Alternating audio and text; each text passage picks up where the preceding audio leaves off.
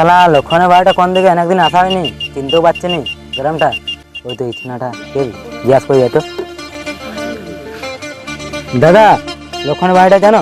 সোজা যে ডাইন দিকে যে দেখবে অ্যাডভেস্টারের বাড়িটা আছে, ওইটাই লক্ষণের বাড়ি।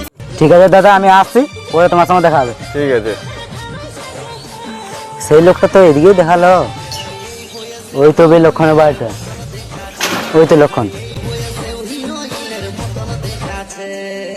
কি রে লক্ষণ, কেমন আছে? কি রে বন্ধু, তুই আজ হঠাৎ করে আমার বাড়িতে? আরে লক্ষণ, তোদের যে রাস্তা হাঁটি হাঁটি আমার পাটাই ব্যথা হয়ে গেল। আমার গায়ে খিদা লাগিয়েছে, হাতে দিবি চো।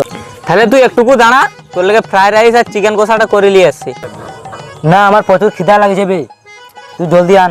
ঠিক আছে দিলে দাঁড়া, আনতে বলছি।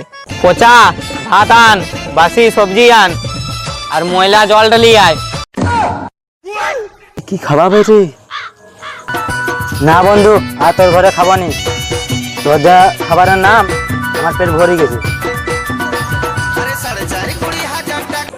আরে কালুয়া, আমার একটা কথা শুনি যা, আয় আয় বন্ধু আয়। না খেলা, তোর ঘরে আর যাবো নি।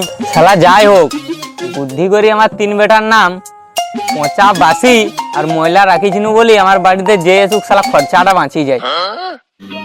समझ रहे हो समझ रहे हो आप समझ रहे हो ना